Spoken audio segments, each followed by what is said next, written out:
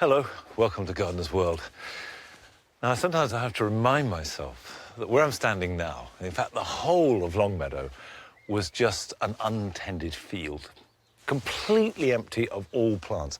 And everything here I've planted over the years and created. So the garden to me is a series of layers. And one of the really important parts of that are the hedges, which provide the structure, because I've always loved formal structure and informal planting. And these hedges hold the borders like a hand holding a bunch of flowers. And this worked well until recently.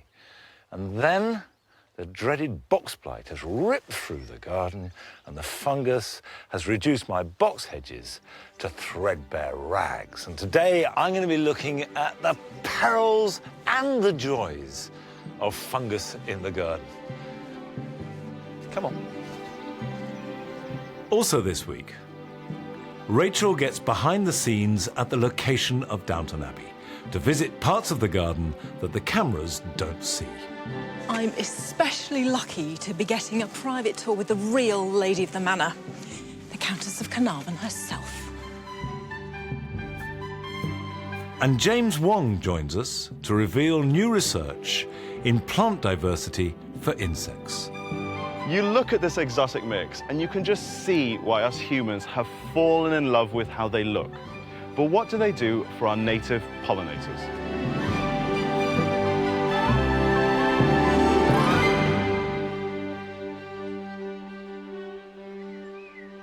I really have to do something about these box hedges. And I've been joined here at Longmeadow by Dr. Matthew Cromie, plant pathologist from RHS Wisley. Is box blight something entirely new? Well, there are two box blights. One of them's been here since at least 1840, Volutella blight. That one's much less serious. It only infects damaged tissues, right. So around pruning cuts. So that one we're not so worried about. The real box blight, the one that we are concerned about, that was first found in UK 1998. Now, because obviously I knew you were coming and you asked me to get a bit of infected material, I've got it here, and will you be able to identify which blight it is from this? Well, I can try. So here we've got a lesion here on that leaf. Let's look on the other side, and what we're looking for is the white fungus. Yeah, OK. The other thing to look for is on some of those stems, you may find some little black streaks, and the little black streaks is the other diagnostic characteristic. So, we have the nasty stuff. You can see the effects on these low hedges. Absolutely, it's pretty obvious, isn't it? And it's completely disastrous. But if you open it up and look in, there is regrowth. Definitely. And the regrowth is a bit sparse at the moment, partly because of a bit of debilitation on the plant through losing leaf tissue, but also it's not open to the sunlight, so it's half wanting to grow and half not. So would you suggest, with these hedges, taking them back to get rid of all the dead material? In this case, maybe a third to a half off. Yeah. So that's one thing. The second thing it will do will give a much more open structure, which is less conducive to disease because the box blight likes moist conditions, and you're opening up that part for good growth afterwards. Now, that's fine on a hedge. Yeah, sure. Because the nature of it is you can cut it down, you can let it grow up. But we have another problem. Now, in here, this is an area we call the box bull for obvious reasons, and it is riddled with blight. And certainly I was beginning to feel these have been stricken. Hoik them out and think again. I wouldn't give up yet. Diseases are a natural part of any garden, so you're not going to get rid of them. You may need to change the design of the garden to ensure that you can cope with the disease, but it's worth a try. So one of the strategies is to think about trying to create a structure that's not quite so dense. You still have a ball, but areas like here, you know, it's dead right down. Yeah. So you probably need to cut that out just to open things up and hopefully get some growth coming up. So I need to just get in and get creative with it before I get destructive. Yeah, take it as an opportunity. Obviously, I'm an organic gardener, so don't use fungicides, but are there good fungicides that people could use? There are two fungicides that have just been registered this year for control of box blight, available to home gardeners. If they're used, they should be used judiciously. I don't think you should be using them everywhere all the time. Are you spreading the spores as you move around? Is the wind and the dust and your feet and your trousers and everything else, is that spreading it? Your feet, your trousers can, but not directly from airborne spores. Foxbite fungus is sticky, so the main risk is the infected leaves. So if you're carrying a wheelbarrow around, some of those leaves may blow off and move into an uninfected area. You've been doing some work on there, you might have some spores on your hands. You go to an uninfected area, you can potentially spread them. So wash your hands, Wash your hands. if you've been touching, and bag them up. Bag them up, yes, And definitely. then burn them if you can. Matthew, thank you so much for coming along, because the advice has been invaluable. Lots of knowledge, and best of all, some hope. So that's good. Thanks pleasure. very much indeed. Now, Rachel has been to see a garden that my guess is lots of us have seen, but very few of us indeed have actually visited. Set in 1,000 acres of sweeping parkland, Highclere Castle makes for an impressive sight in the West Berkshire Downlands. It's been the ancestral seat of the Earls of Carnarvon for more than 300 years. But this place is probably better known to most people as Downton Abbey, the home of Lord and Lady Grantham. And I'm so excited to be here because I'm a huge fan of Downton Abbey. And you can imagine the Rolls-Royce sweeping up to the front door. Carson opens the door and Lady Mary steps out elegantly. I'm in heaven. What we don't often see on our TV screens is its spectacular gardens, and that's what I've come to explore. And I'm especially lucky to be getting a private tour with the real lady of the manor, the Countess of Carnarvon herself.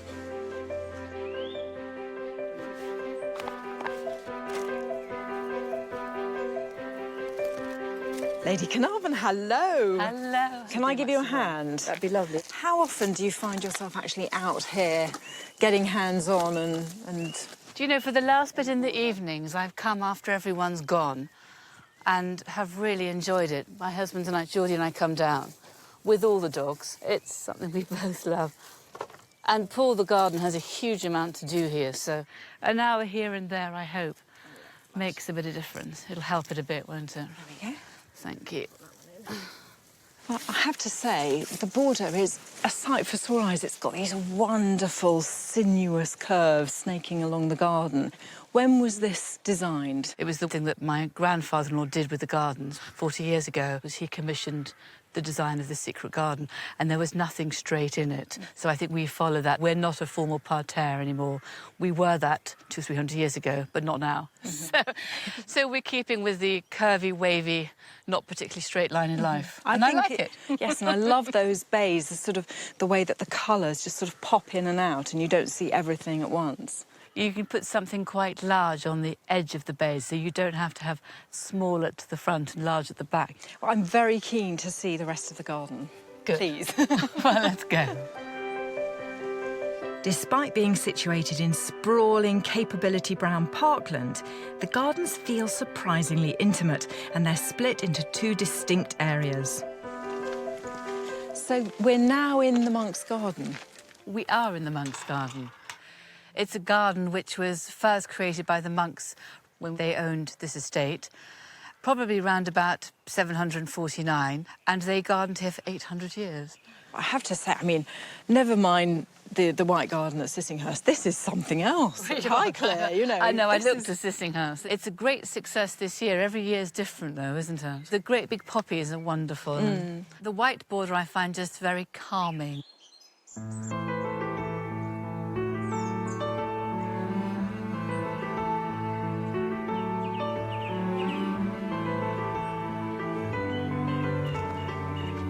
Tell me a bit about the history of the garden then after the monks, that period. Well, the monks were here for 800 years, until the time of Henry VIII. So during all that time, it was a productive auction, I think, and it continued in that sort of vein until it was used for cutting flowers and things like that in Victorian times. And then my parents-in-law turned it over to these lawns when we opened to the public in 1988. You can really see in this border that you've gone for the texture. I mean, it's very touchy-feely. This fennel's fantastic. It's lovely, isn't it, actually? And what's wonderful is it looks great throughout the year. And sort of multi-sensory, because you've got the lavender as well going around the edge of the garden, so you've got the fragrance. I have to say, I can't imagine Lady Grantham on her knees in the flower beds, you know, putting in the lavenders. But I am intrigued. I've got to ask about Downton Abbey. I want all the gossip. Do they film in the garden very much?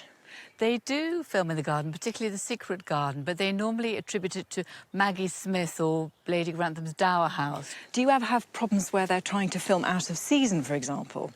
Well, actually, it gives them the problems because the scale here is quite big. So when they want autumn and it's spring, they've got a bit of a problem. So they can use... There's quite a lot of dark greenery here, which is fantastic. So that is whatever season you are. It doesn't really change, which I do think helps them.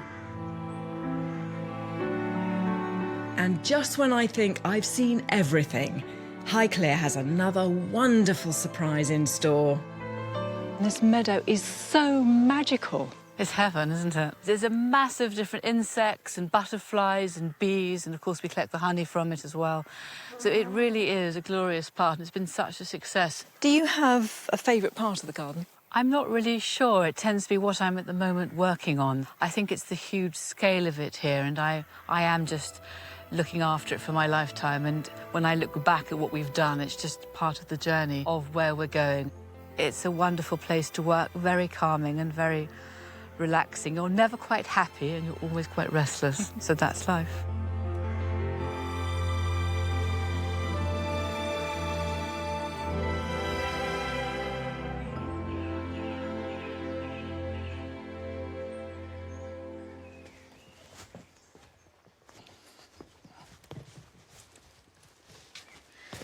I said we'd be looking at good fungus. Well, now I want to try and create delicious fungus. I'm going to grow some mushrooms. I've got between 3 and 5 kilos of straw, and you can buy this from a pet shop. And this has been soaking for just over 24 hours in cold water.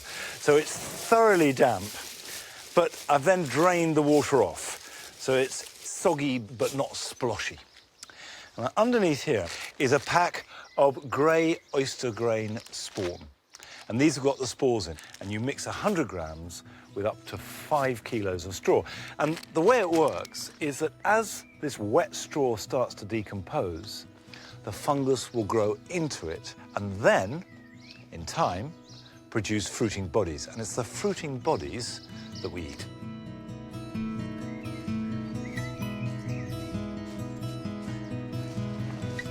They need to go into a polythene bag, and the only bags I've got are very flimsy bin liners, and I'm slightly worried that they're going to break because they have to be in the bag for 6 weeks. So I'm putting it in a Hessian one simply to give it a bit more robustness. Nigel doesn't seem very impressed by this. I don't think mushrooms are his thing, really.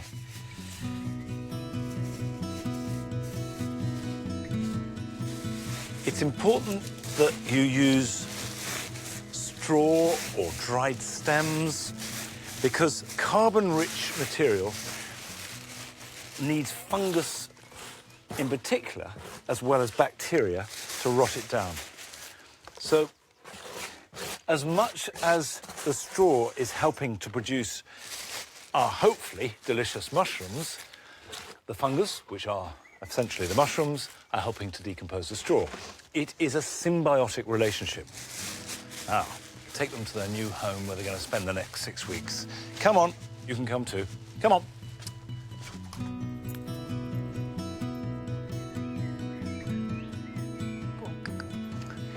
I'm going to pop these up here next to the compost heaps. 2 reasons for this.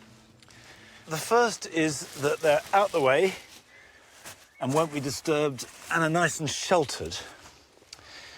And the second is it's very appropriate that they are connected to compost. Now, in terms of keeping these, there's nothing in there for you, Nigel. Ideally, they're kept at a temperature between about 20 degrees and 25. In 6 weeks' time, I will get a knife and cut slits into the polythene. And hopefully by then the fungus will have grown and helped decompose the straw, and fruiting bodies will appear through those slits, which of course are the mushrooms that I shall eat. So we'll have a look in 6 weeks' time. Compost heaps and leaf mould absolutely depend upon fungus. Leaf mould in particular is mainly converted from leaves, fallen leaves, into this material by fungal activity. And compost heaps too. Although an awful lot of the activity is bacterial, fungus is essential in breaking down compost and equally essential in that relationship between plants and the soil. Nothing will grow without fungi. You should nourish your fungi. You should value them. Don't see them all as baddies. And if you use fungicides, which is fine, that's up to you, think about it, plan it, work out the best time to use them. Use them responsibly because there is a real risk that you will kill more good fungi than you will bad. And without the good fungi, you'll have no garden.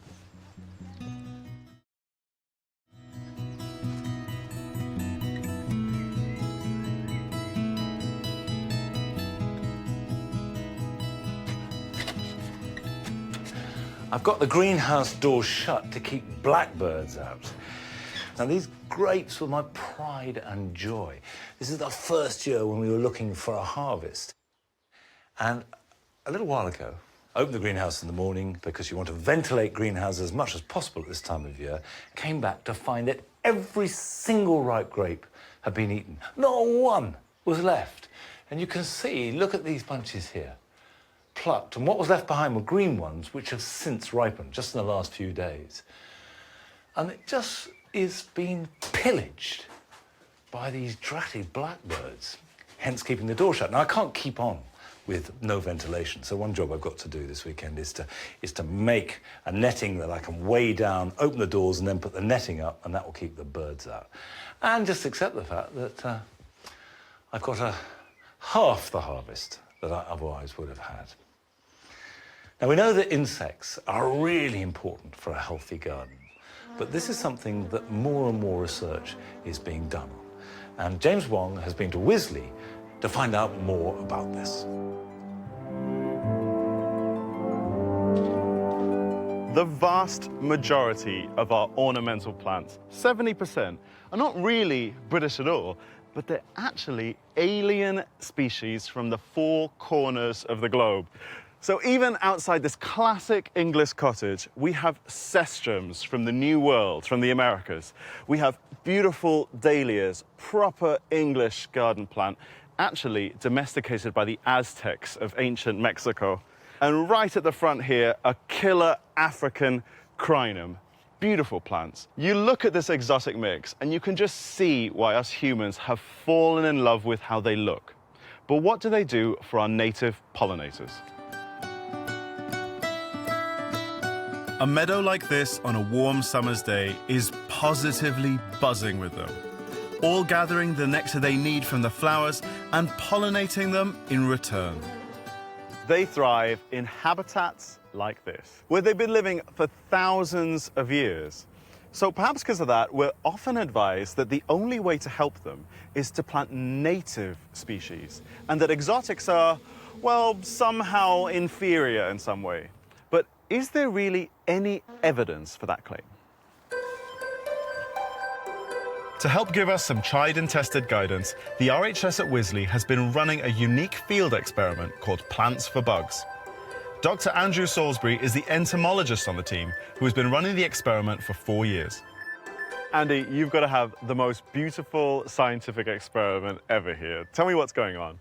In these plots, we have 3 different treatments, or plot types, really, of either native plants or what we've termed near native. These are plants that are found in the Northern Hemisphere, so the rest of Europe, North America, or even Russia, and are closely related to our native plants, but not considered native to the UK. And we also have beds of exotic plants found in the Southern Hemisphere, so places like South Africa, Australia, or South America. And what did we find? We've been recording the pollinators on these plots, and we have found more pollinating insects such as bees on the native and near-native Northern Hemisphere plants. But we did find plenty of pollinators on the exotic plants as well, and we found that exotic plants tended to extend the season. So we got more pollinators on the exotic beds late in the season, sort of September, October time, than we did on the native or near-native beds. So while insects do love native wildflowers, exotics can provide a vital extra source of food in the autumn. So what are we looking at here? Native bed? This is a native bed. You can see a Bethany and a scabious here. And you can really just see that quite a lot of them are going over as we get into mid and late summer. And here we have one of the near-native beds. You can really tell that it's almost an exact copy, but using similar species, like this Macedonian scabious rather than a native one. And equally, just going over. Yes, the near-native beds seem to go over about the same time as the native beds.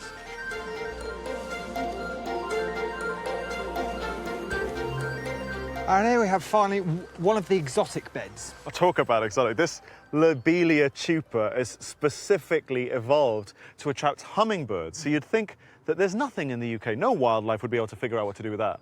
Well, we found that that's not true. We found that honeybees in particular have found out how to get at the base of the flowers and get at the nectar. So they're super adaptable. Yes. I mean, it's covered in them, and talk about a richness of flowers at this time of year when all the other beds are really not looking great. Yeah, I mean, there really is at the peak of flowering now and continuing to flower for several more weeks, providing sort of that late nectar source. What a difference, what Amazing. a difference. So what would your advice be if a viewer at home has a small garden, all they want to do is help pollinators to the maximum benefit? What kind of plants should they be looking at? Don't worry too much about planting just purely natives. Getting some exotics in there which will extend the season can really help our native pollinators.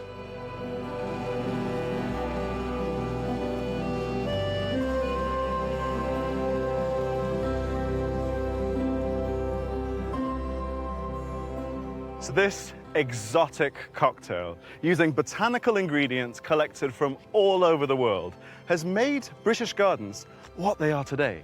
None of this, literally none of what you see before you, would be possible without introduced plants. And now we know they're as good for pollinators as they are people. I can tell you that in gardening, you can have your cake and eat it.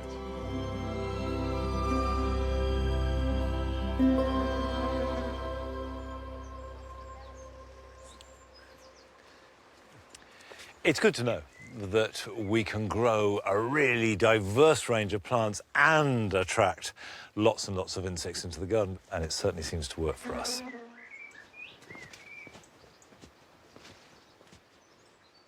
I get loads of letters about black spot on roses and how to deal with them. I've got, in fact, got one in my pocket, which is fairly typical. And it's from Carol Halley in Bournemouth. This year, most of my roses have contracted black spot, and having sprayed since early spring, I'm beginning to despair. I'm wondering if it'd be better to give them a hard prune now, or is it too late? The flowers, though, have been marvellous, better than previous years. First of all, this is a fungus that affects the leaves of roses. I've got some there, that's very typical. You've got yellow areas, you've got sooty black areas, but the flowers are not affected at all. As Carol said, this has been a fabulous year for roses. And most importantly, black spot has never killed a rose bush. It can defoliate it, which will weaken it. It doesn't harm the flowers. What you can do, and a good way of management, is to collect up any leaves that are affected and burn them. And make sure there are no other plants or any plant material around the base of the rose. Leave it open to the elements all winter, and then in spring, give it a water, mulch it thickly, and I mean really thickly, about 4 inches. Prune it so there's plenty of ventilation, and that will help. But honestly, there are bigger worries to be had in the garden. For example, take a look at my honeysuckle.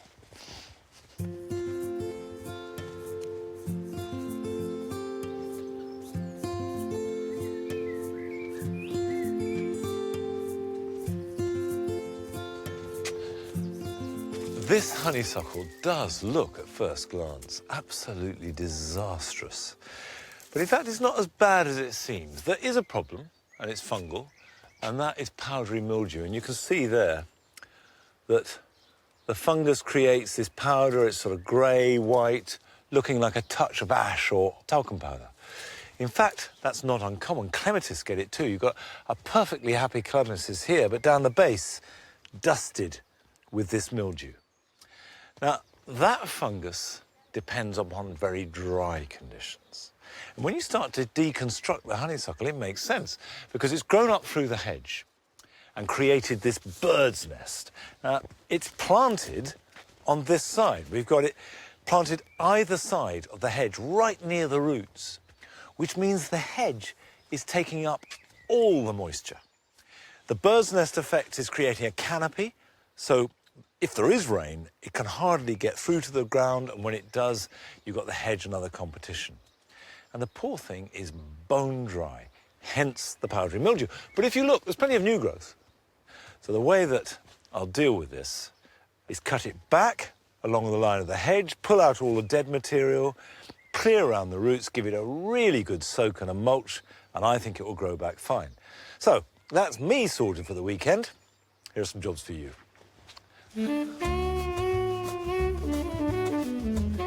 My tomatoes are ripening fast, and I want them to keep growing healthily, so ventilation is really important, especially to ward off problems of blight. Take off all the lower leaves, at least up to the first truss of fruit. And if any are overhanging the fruit, remove those too, as that will allow them to ripen quicker. As soon as your gooseberries, red currants and white currants have finished fruiting, it's time to give them a bit of a prune. Open them out, removing all growth in the centre of the plant, and this will let ventilation in and reduce the risk of mildew, and then reduce the remaining growth by about a quarter, and this will put energy into the fruiting spurs for next year's harvest. In order to have a year-round supply of parsley, it's necessary to plan ahead, and sow parsley seeds now for harvesting in the new year and next spring. Sprinkle the seeds thinly on a tray of compost and cover it lightly. And sometimes when you water freshly sown seed, it can push the seeds to one side of the tray. Instead of watering from above, set it in some water to soak up from below. Leave it for about 10 minutes and then put it aside to germinate. Come.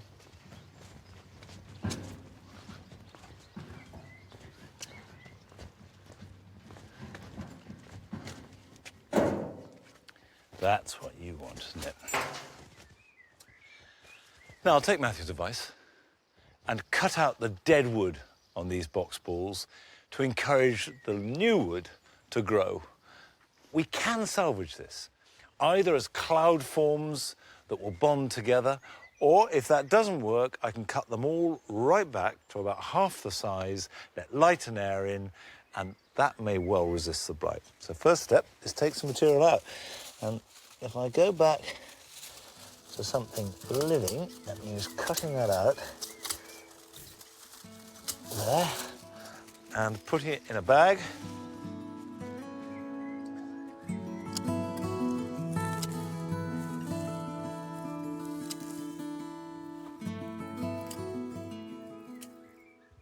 I can see this is something that's going to take time and I need to be careful about, but it's worth it because there's hope that these box plants might survive, and they've become very important, not just to the garden, but to us. We're very attached to them. So that's positive, it's good. Anyway, that's also the end of today's program. See you next time. Bye-bye.